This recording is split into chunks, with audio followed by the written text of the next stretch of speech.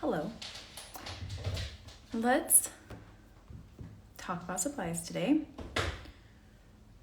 My cat is in here playing, so you'll probably hear him. I'm just pulling up my pattern so I don't forget something. Okay. So, I got my spooky shirt on. We're ready. All right, so supplies for embroidery can get anywhere from really, really cheap and inexpensive to really pricey, depending on how you want to go. So I'll kind of show you a few options for everything and you can decide what you want to do from there. So let's talk about needles first. My top pick is always a size 5 needle.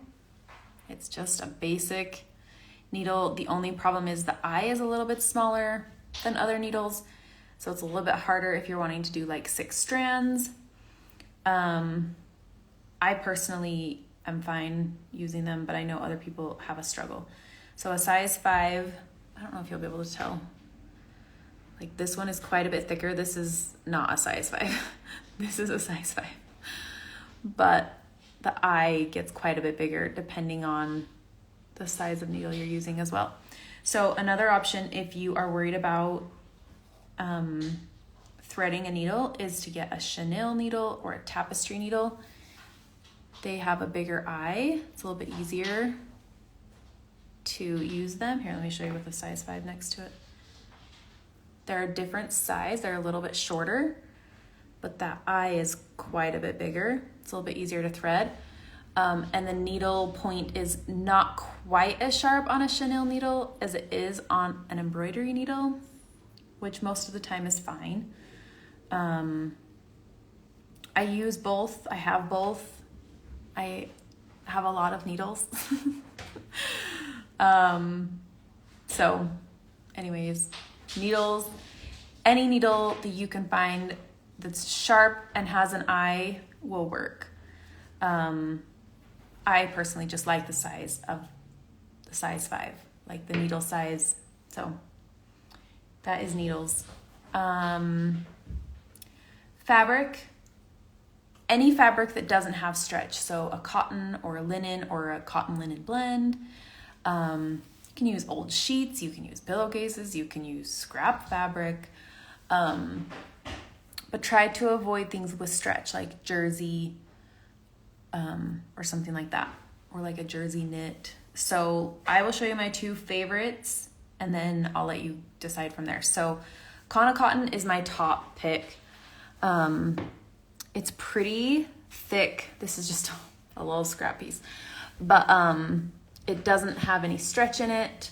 It's nice and thick. You can't really see through it. I mean, you can a little bit with that light, a little. So it's a nice thick weave. It holds the stitches really well.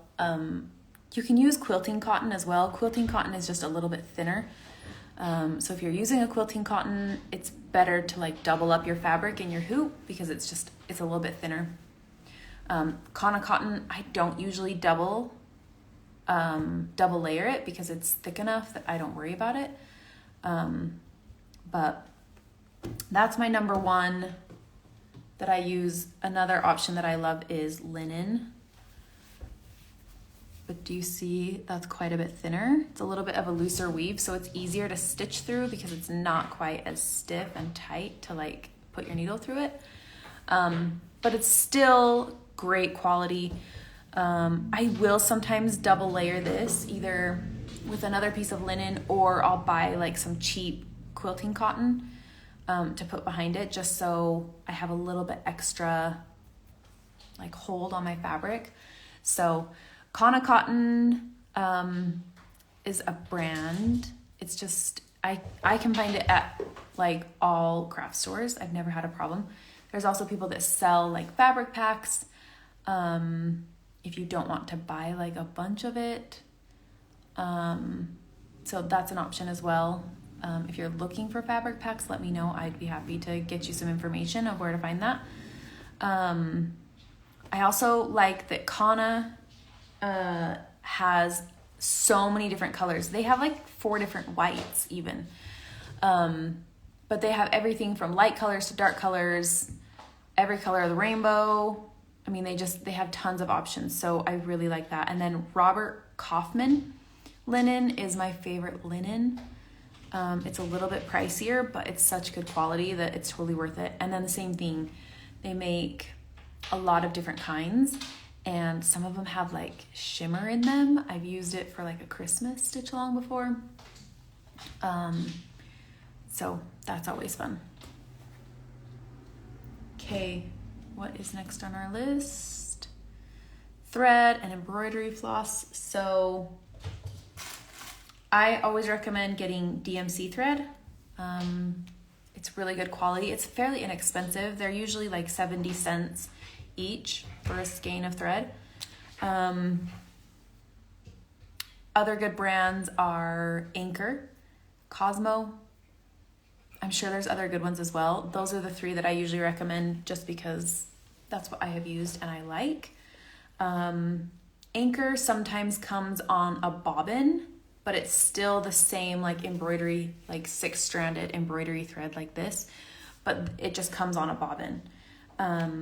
I think they're kind of trying to phase it out because I've seen it really, really, really cheap, like at Michael's and stuff. So if you see it for really cheap, like 25 cents, like get some. But otherwise, all of my stitch-alongs I do with DMC colors because I don't want to buy another brand and have another collection of thread in another brand. So I stick with DMC. So it should look like this. There should be like these are plastic, and then it should be like 6-stranded. So we'll talk more about strands as we start stitching, but that's what it looks like. I generally say avoid using like off-brand thread. I know you can buy really, really cheap thread like on Amazon, but the thread is not very smooth, and so it like catches and knots a lot. So if it's in your budget to buy the DMC thread, I would highly encourage you to do that. Cosmo I have found to be the most expensive. Just for their regular cotton thread, it's closer to like $2 a skein, and it's the same length. These are like 8 meters. Yeah, 8 meters. Cosmo is very similar. It might be 9 meters, but anyways, it's like triple the price. So if that's all you have available to you, it's a really good brand. It just is a little bit pricier. So, okay, embroidery hoops. I love talking about embroidery hoops. We have lots of different kinds of embroidery hoops.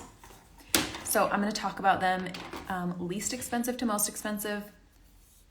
So least expensive is going to be a bamboo hoop. Bamboo hoops are really inexpensive, like $1, $2, somewhere in there. They're usually not more than like $2 or $3. They are great for beginners. They are really inexpensive. The big things is if you're going to a store and buying them, just make sure you're looking for one that doesn't have gaps between the inner and outer hoops. Because if there is a gap in it, it's not going to hold your fabric tightly. So that's a big one. If you see like a bubble in one of like the inner or the outer hoop, put that one back, get a different one. If you're ordering online, you don't really get to pick, so you kind of just get what you get. There's ways to fix it, but it's a very, very common problem with bamboo hoops. So if you're buying in person, just make sure you're looking for one that doesn't have a gap between these two. The other thing is, if you take the inner hoop out and don't put it back into the center, this is the center. If you like move it over here, then you'll probably get some gaps, like right here. There's like a gap between them. So just make sure you're careful that you can remember where the center was. If you look really, really carefully at the inner hoop, you can kind of see like where the hardware has like pushed on it. So anyways, if you bought one and it was fine and had no gaps and then suddenly it has gaps, it might be because your inner hoop is not centered anymore. If you can only find bamboo hoops with gaps, you can use thread or fabric and wrap the inner hoop where the gap is. So the inner hoop you won't see with your project. It'll be on the back side. So if you take out the inner hoop and just wrap some fabric around it and like glue it down, that will help fill in that gap and you won't have problems with your fabric being held tight anymore. So bamboo hoops are great, especially for beginners. Next option would be a plastic hoop. This is a loops and threads, I think is the brand name. Anyways, Michael's, whatever's at Michael's. I also have some Artiste ones from Hobby Lobby that are great. What you're looking for is one that has like a groove in it so that it holds your fabric really tight. If you're looking at plastic hoops and it's just like plastic on plastic like this, it's gonna slip. That plastic it's too slippery to hold your fabric tight. So if you're buying plastic hoops, just make sure that they have the groove in them. I stitch in plastic hoops all the time and then I'll finish in a wood hoop or whatever because they hold so tightly. Almost all the time I use these. The only problem is they come in kind of obnoxious colors. Like I don't want to frame, the fall Stitchalong in a hot pink hoop. They have like bright orange, they have bright blue, there's some black. I've been seeing a lot more people that are making them in like softer colors, like sage green or rosy, dusty pink, or like a sage green. So there are other options. They cost a little bit more, which is fine. But I love these. I have a whole set. I have like a 4, 5, 6, 7, 8. I have a whole bunch of them that I just stitch in. I never finish in these, but you can. I'm just letting you know that this is what I do. But anyways, I have a set and then I just write on top. I don't have this one, but most of the time I'll write a number on here, like what size it is. This is a 5-inch. But then I just remember what size it is and then I can use it. So these, I have never found good ones at Joann's, but Michael's and Hobby Lobby both have good plastic hoops. All right. This is what I personally use a lot, are beechwood hoops. I wanted to call them something else. I don't know. So I have never had problems with beechwood hoops, like warping, like the bamboo hoops do. I've never had a problem with them like being really round. The only problem I have found with beechwood hoops is up at the top with like this like shedding. So usually I'll get like a nail file and just like file it off, or you get like some sandpaper. Other than that, I really love beechwood hoops. These are closer to like $3 to $5 each. It depends on where you're getting them. They can be up to like $7 or $8 each. But they look a little bit nicer. And they're a little bit easier to work with because they don't have like the gap problem like the bamboo hoops do. So these are really great. You can buy them on Amazon, or you can buy them from like online craft supply places like Love Crafts. Anyways, beechwood hoops are really good. All right, this is a wood hoop. I don't know what kind of wood, but they're like really thick. Like, let me put it next to this one. Do you see like that difference? These ones are from,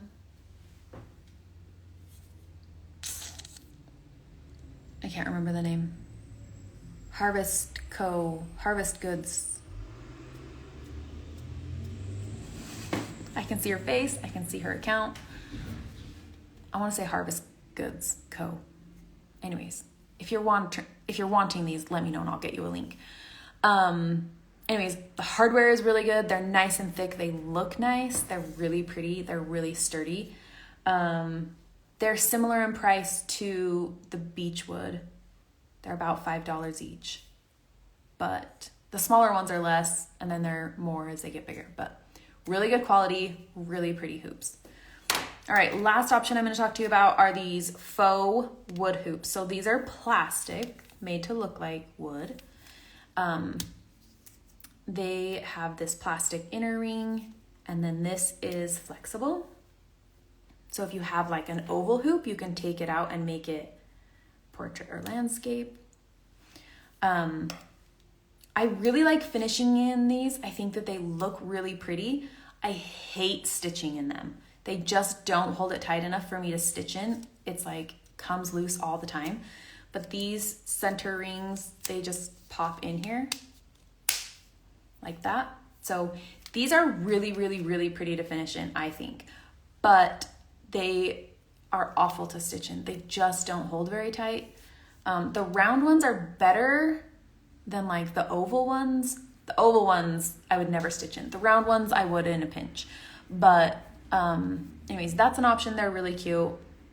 So that's another option. And these are kind of in that same price range, like five to 10, depending on the size. But these are really cute and fun. So that is another option. All right. Lots of embroidery hoops.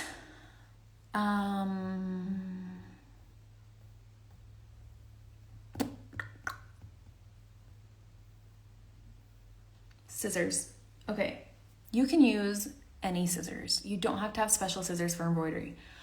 But there is a ton of fun embroidery scissors to be purchased. I mean, you can buy like, these are just from Walmart, just like cheap, like small scissors. I use these pretty regularly. But I also have a little bit of an obsession with like cute embroidery scissors. I should have brought some water with me. But these ones are floral. I have rainbow ones. I have gold ones. I have so many scissors. I love them. I was trying to think if I had more over here. But anyways, the thing that I like about them is that they are very sharp. And then I like that they're very pointy. So they also make some that are like curved so that you can like get under a stitch if you need to like cut something. But anyways, embroidery scissors are really fun. They can run anywhere from like $5 to $20, just depending on what you want. But like they have cute ones at craft stores. There's tons on Etsy. These ones I think were Hobby Lobby. But anyways, embroidery scissors are not a must. If you have even just like some sewing scissors, you can use that. I've also used fingernail clippers to cut thread. Whatever you have, it really should work fine. Oh, or like one of these little snippers. Those are fun. Yeah, whatever scissors, you just need something to be able to cut your thread. All right, I've got two more things to talk about. So first, let's talk about pens, and then we will talk about one more fun thing that is not required, but fun. All right, so my top pick for transferring your pattern is a Pilot Friction pen or marker. That is my go-to. I use them constantly. This one is the fine liner marker. It's just a fine tip marker. I really like the pens as well. The only thing to keep in mind is the lighter colors don't erase as well. So pink, red, orange, green, they're fun, but they don't erase well on fabric. So I would stick with blue, black, purple. Black is my go-to. Black and blue are my go-tos. The other thing with these is they leave ghost lines. So they're not perfect, but as long as you're not drawing all over, they're totally fine. They don't erase completely, but with embroidery, you're stitching on top of what you're drawing. So it should be covered up fine. Anyways, that's my top pick. My next pick is these cute little heat erasable pens from Amazon.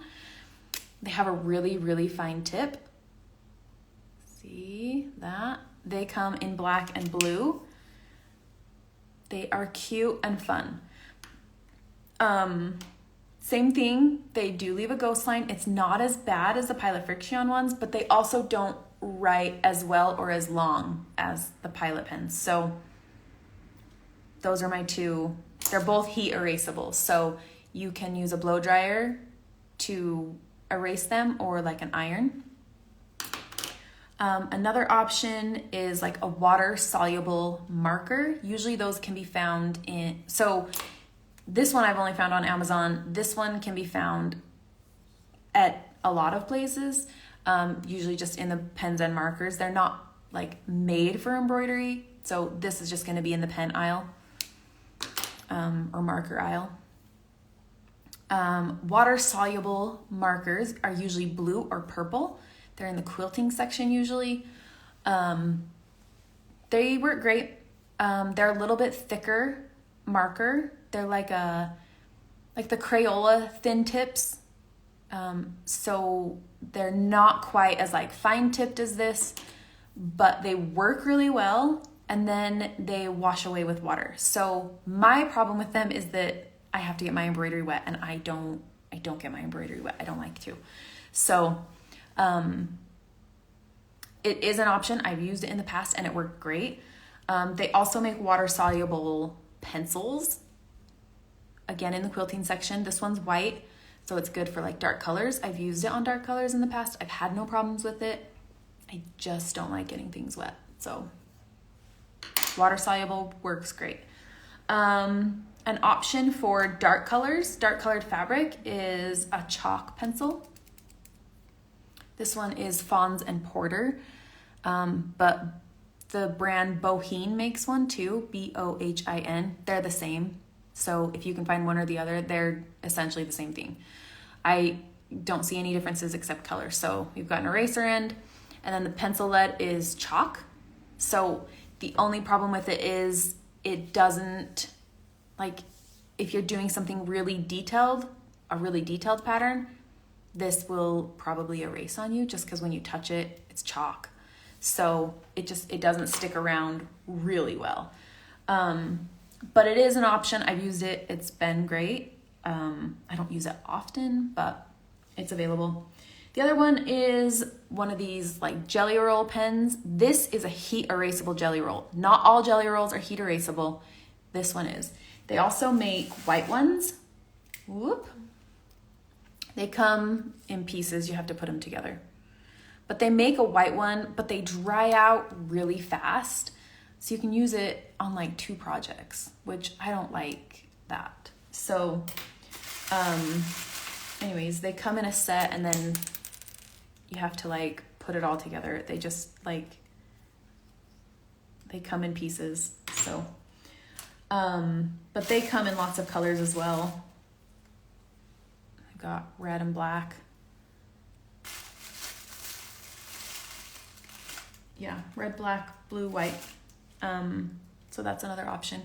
I also bought some carbon transfer paper. I'm going to be testing that out this weekend, and then I'll talk about it more on Sunday. But that's another way to transfer your pattern is to use like a carbon paper. I'll show you that too on Sunday. Or to use the, oh shoot, I didn't bring it over here. Hold on.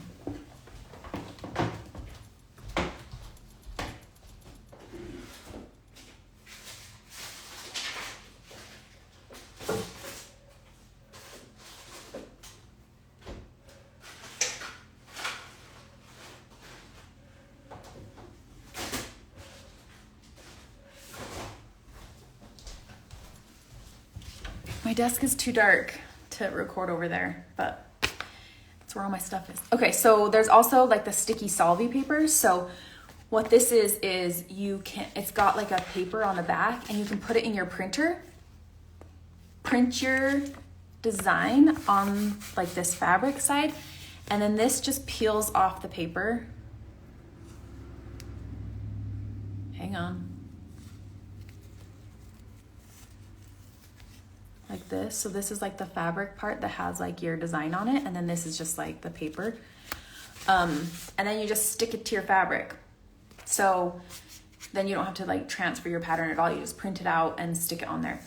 The only problem is it can make your needle sticky. It's a little bit harder to poke through because you're doing like multiple layers.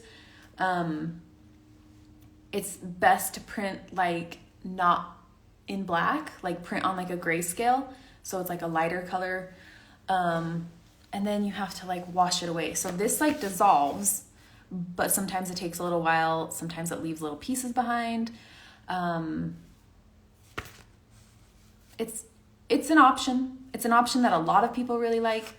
I don't love it. I don't use it very often. I was using it when I was making like bookmarks. But anyways, that's what it looks like. It's like textured. And then this part is just paper, but you just put it right in your printer, print on it. Okay, so last thing, and totally unnecessary, and it's not on the list because it's like completely unnecessary, but it's really fun, is needle minders. I love needle minders. I will show you my little, this is not even all of mine because some of them are on projects. So what they are is a little magnet. So it's got like the back of the magnet. So what you do is you put your fabric in your hoop, and then you put this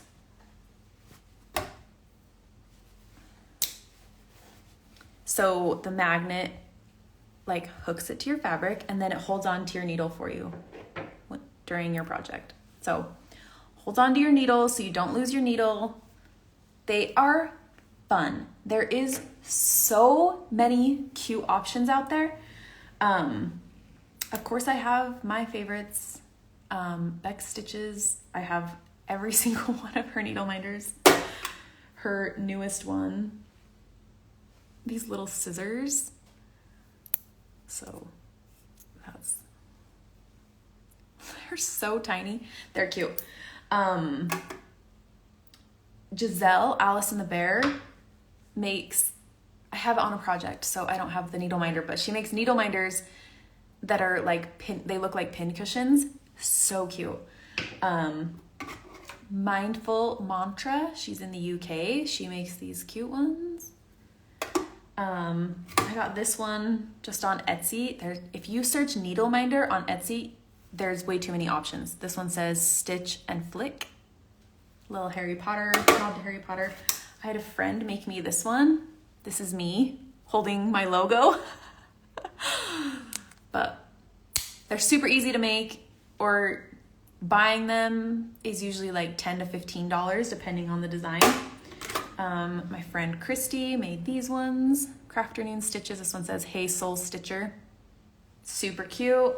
Anyways, there's tons of options and they're so fun, and then you have to collect them all. So that's just one of my favorite things. Anyways,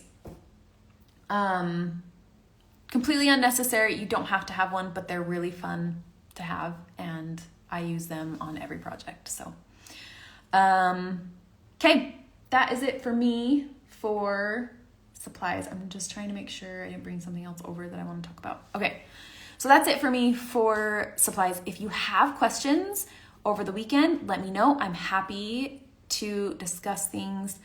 Yeah, and then we start stitching in just a few days. So I will be back Sunday to transfer my pattern. Let me know if you have questions before then, and have a great weekend. Bye.